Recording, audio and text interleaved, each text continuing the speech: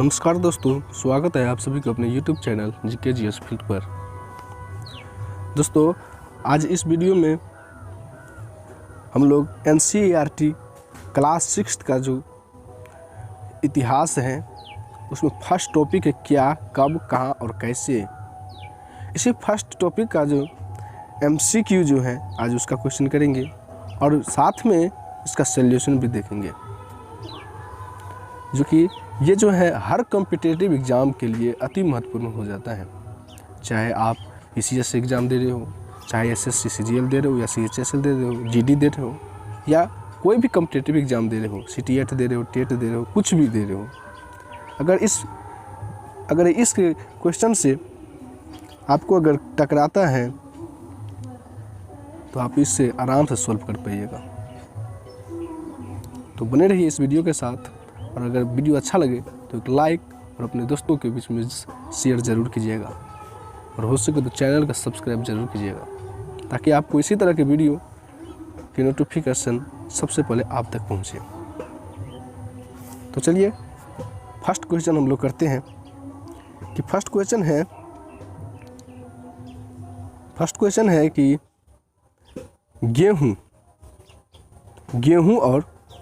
गेहूं और जौ की फसलों के संदर्भ में निम्नलिखित कथनों पर विचार कीजिए।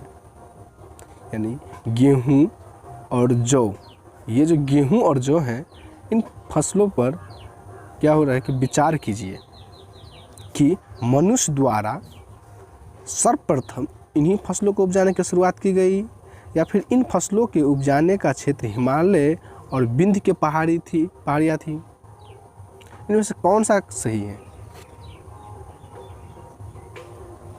विचार कीजिए कि इस पे मनुष्य द्वारा सबसे पहले क्या इन्हीं फसलों को उपजाने का से शुरुआत की गई, गेहूं या जौ की।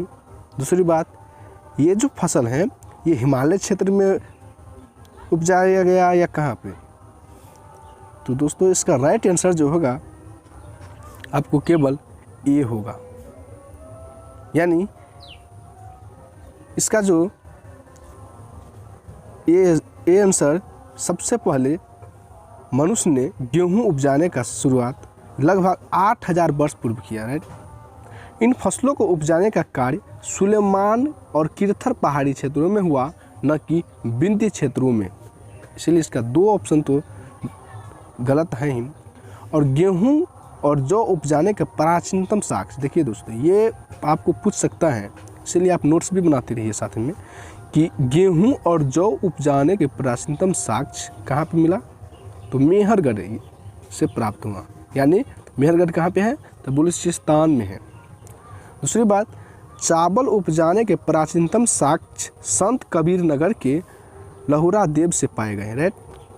और ये जो चावल उपजाने के साक्ष्य कितने वर्ष पूर्व? तो लगभग 9,000 से 8,000 वर्ष पूर्व के हैं।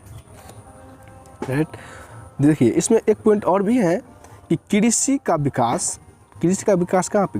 गारो तथा मध्य भारत के विंध्य पहाड़ी क्षेत्रों में हुआ था। तो आप लोग ये नोट्स कर लीजिएगा, ताकि अगर इस टॉपिक से अगर क्वेश्चन आए तो आप लोग जरूर बना पाइए। चलिए दूसरा क्वेश्चन देखते हैं।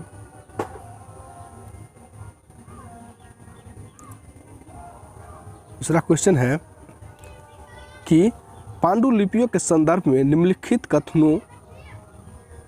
कथनों में कौन सा कथन सही नहीं है? देखिए सही नहीं है। इन टॉपिक पे, इन क्वेश्चन पर तो खास करके ध्यान देना है कि कौन सही पूछ रहा है, कौन सही नहीं पूछ रहा है। इसमें पूछ रहा है कौन सही नहीं है।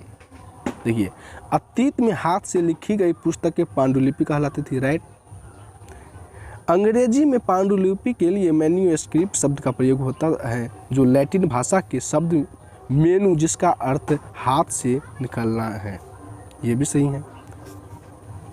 पांडुलिपियाँ तार के पत्तों को काटकर अथवा हिमालय क्षेत्र में उगने वाले भोज नामक पेड़ के छाल से विशेष तरीके से तैयार भोजपत्र पर लिखी जाती थी। यानी ये भी सही है। हमसे पूछ रहा है कि कौन सही नहीं है, मतलब तो इसमें पांडुलिपियाँ केवल मंदिरों और विहारों में प्राप्त होती हैं। पूछ रहा है देखिए कि पांडुलिपियाँ केवल मंदिरों और विहारों में प्राप्त होती हैं। ये मंदिरों और विहारों में ही नहीं बल्कि अन्य स्थानों पे भी मिले थे। दूसरी बात, जो केवल संस्कृत भाषा में लिखी गई है, देखिए केवल पूछ रहा है, जो कि संस्कृत भाषा में ही नहीं लिखा गया है, तमिल भाषा में भी लिखा गया है, प्राकृत भाषा में भी लिखा गया है। इसका सॉल्यूशन देखिए, यानी कथन ए बी सी सही है परंतु डी जो है गलत है, क्योंकि पांडुलिपि मंदिरों और विहारों के अतिरिक्त अन्य स्थानों से भी प्राप्त हुई है। साथ ही ये पांडुलिपियाँ विभिन्न प्राचीन भाषाओं में प्राप्त होती हैं, जिनमें कौन सी, संस्कृत, प्राकृत और तमिल भी शामिल है। इसमें पूछा गया था केवल संस्कृत ही, लेकिन प्राकृत भी और तमिल भी शामिल है। चलिए नेक्स्ट क्वेश्चन देखते हैं। देखिए, अभिलेखों के संदर्भ में निम्नलिखित कथनों पर विचार कीजिए। बोल रहे हैं कि पहला है, इन क्वेश्चन पर विचार कीजिए कि क्या पूछ रहा है कि ऐसे लेख जो केवल पत्थरों पर उत्कीर्ण किए जाते थे अभिलेख कहलाते थे, जो केवल कहाँ पे, पत्थरों पे, इसमें केवल पत्थरों पे ही पूछ रहा है। और कभी कभी शासक अथवा अन्य लोग अपने आदेश को इसी तरह उत्कीर्ण करवाते थे। कभी कभी शासक तथा अन्य लोग अपने आदेश को क्या करवाते थे कि उत्कीर्ण करवाते थे, ताकि लोग उन्हें देख व पढ़ सके तथा उनका पालन कर सके। यानी कोई, या उस पर पहले क्या होता था कि राजा सब, शासक सब अपना आदेश लिखवा देता था, ताकि लोग सब इसे देखें और अपना अनुशासन में ही रहे और अपना उनका पालन कर सके। तो इसका जो होगा कौन सा, ऑप्शन ए या ऑप्शन बी, ऑप्शन सी या ऑप्शन डी, आप लोग कमेंट बॉक्स में जरूर दीजिएगा इसका आंसर। तो इसका देखिए केवल पत्थरों पे पूछ रहा है, जो कि केवल पत्थरों पे ही नहीं अन्य चीज़ों पे भी लिखवाया जाता था, इसीलिए इसका राइट आंसर जो होगा केवल बी होगा, यानी केवल 2 होगा। इसका सॉल्यूशन देखिए, आइए देखिए, ऐसे लेख जो पत्थर अथवा धातुओं जैसी अपेक्षाकृत कठोर सतह पर उत्कीर्ण किए जाते थे वे अभिलेख कहलाते थे। देखिए, धातु, पत्थर अथवा धातु जैसे अपेक्षाकृत कठोर सतह पर उत्कीर्ण किए जाते थे वे अभिलेख कहलाते थे, यानी कथन एक जो है गलत है। दूसरी बात, ये 2 यानी कथन 2 सही है, क्योंकि अभिलेखों में राजाओं, रानियों व अन्य लोगों के आदेश, कार्य, विवरण, विषय आदि का उल्लेख किया जाता था। अभिलेख जो लिखवाते थे पहले ये राजा, क्योंकि आदेश को उनको पालन कर सके। चलिए 4th नंबर क्वेश्चन देखते हैं। देखिए,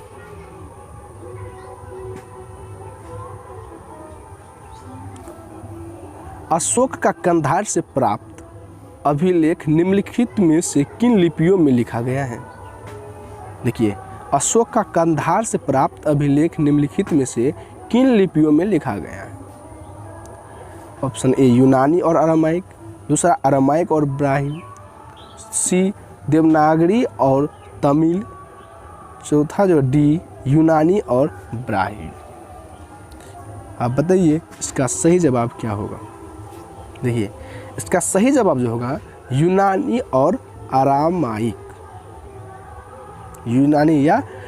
यूनानी और अरामाइक। देखिए, आपको अशोक का कंधार से प्राप्त अभिलेख और कहीं कहीं आपको गंधार लघु शिलालेख ये भी पूछ सकता है, यानी गंधार लघु शिलालेख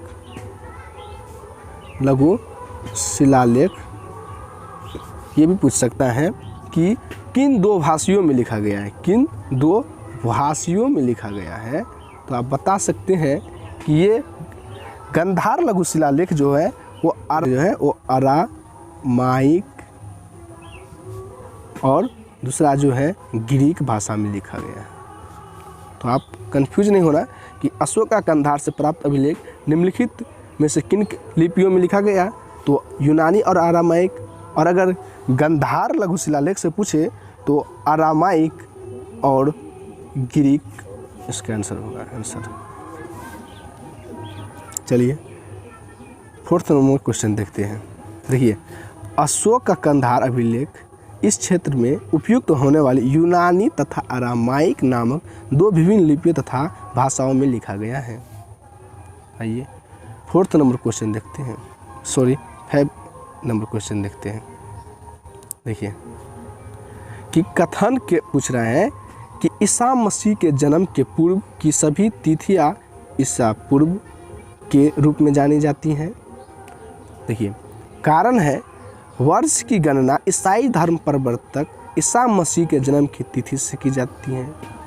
ऑप्शन ए और आर दोनों सही हैं और आर ए का सही स्पष्टीकरण भी है।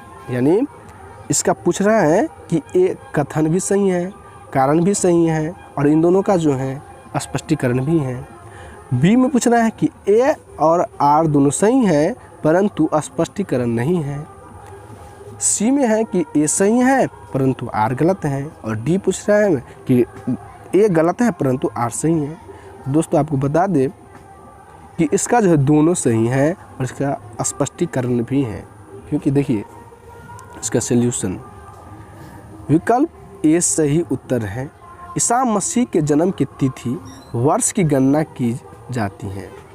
ईसा पूर्व को अंग्रेजी में बिफोर क्राइस्ट यानी वीसी कहते हैं। वर्तमान में हिंदी में तिथि प्रयोग में ई का चलन, जिसे अंग्रेजी में एडी यानी एनो डोमिनी कहा जाता है। और आपको अगर ये भी पूछ सकते हैं कि वीसीए का अर्थ क्या होगा तो बिफोर कॉमन एरा, और सीई का अर्थ क्या होगा तो कॉमन एरा। और इसका ये अगला पॉइंट ये भी है कि बीपी का प्रयोग यानी बिफोर प्रेजेंट के लिए किया जाता है। चलिए 6th नंबर क्वेश्चन देखते हैं। देखिए, भारतीय उपमहाद्वीप के संदर्भ में निम्नलिखित कथनों पर विचार कीजिए। यानी आरंभिक नगरों का विकास सिंधु व इसकी सहायक नदियों के किनारे हुआ। दूसरी बात, गंगा व इसकी सहायक नदियों के किनारे नगरों का विकास लगभग 5000 वर्ष पूर्व हुआ। देखिए इन कथनों पर क्या बोल रहे हैं कि विचार कीजिए और इसमें से कौन सा सही होगा ये बताइए। क्या ऑप्शन ए सही होगा या बी या सी या डी? आरंभिक नगरों का विकास सिंधु व इसकी सहायक नदियों के किनारे हुआ, राइट, ये तो सही है। तो इसका आंसर जो होगा केवल ए होगा। देखिए आरंभिक नगर एक जो है सही है। लगभग देखिए क्या पूछा कि 4700 वर्ष, लगभग 4700 वर्ष पूर्व सिंधु व उसकी सहायक नदियों के किनारे आरंभिक नगरों का विकास हुआ। ये आप टॉपिक में नोट्स में लिख लीजिएगा कि लगभग 4700 वर्ष पूर्व सिंधु व उसकी सहायक नदियों के किनारे आरंभिक नगरों का विकास हुआ, राइट। इन्हीं नगरों में विकसित सभ्यता सिंधु सभ्यता के नाम से जानी गई। यानी इन्हीं नगरों को क्या हुआ कि विकसित जो हुआ तो उन्हीं सभ्यता को सिंधु सभ्यता कही जानी गई। देखिए गंगा व इसकी सहायक नदियों के किनारे नगरों का विकास लगभग 2500 वर्ष पूर्व हुआ, न कि 5000 वर्ष पूर्व। यानी सिंधु नदी के किनारे सभ्यता पहले विकसित हुई। अतः कथन 2 क्या है कि गलत है।